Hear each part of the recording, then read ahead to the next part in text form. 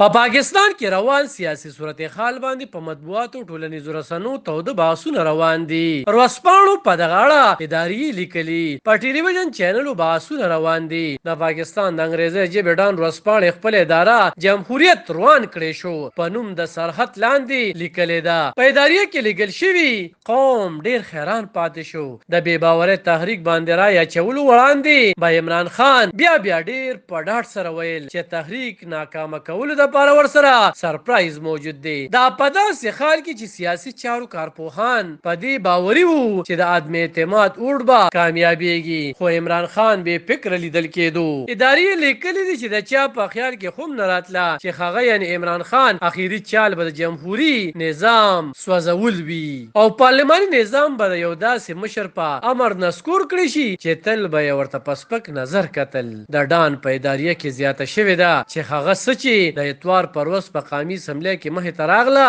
چې د پارلمان د ټولو روایاتو د قوانینو نه سرغړونه وه. په پارلمان کې د بې باورۍ تحریک وړاندې شوی و. دا ښکاره معلومه وه چې مخالفو ګوندونو سره د پارلمان د غړو شمیر زیاتو چې د بې باورۍ تحریک کامیاب شي، خو ووټونه ونه شمیرل شو او اسمبلي ماته کړې شوه. د انګریزي ژبې بل اخبار دی نیوز خپل اداریه د عیني بحران د سرحد لاندې لیکلي او په اداریه کې لیکلي شوي چې دا مهم او خطرناک ورځ د توقع نه زیاته خطرناکه وګرځېده. د اتوار په سحر په اولنۍ روجه د عمران خان خلاف د بې باورۍ تحریک باندې رای ورکول کېده، خو موږ ولیدل چې ډپټي سپیکر قاسم سوري د بې باورۍ تحریک ختم کړو. وزیر اعظم عمران خان د پاکستان صدر ته د اسمبلو تحلیل کولو ویل او صدر اسمبلي تحلیل کړه او په نوي ورځو کې د نوي الیکشن اعلان وکړو. اداریه لیکي چې دا خرڅ په یو څو غنټو کې وشو. د عمل د یو کابینې نه محرومه شو او یو عیني بحران باندې بحث طرف ته لاړو چې د غیر معمولي صورتحال له وجې د اتوار پر ورځ هم سپریم کورټ پرانیستی شو.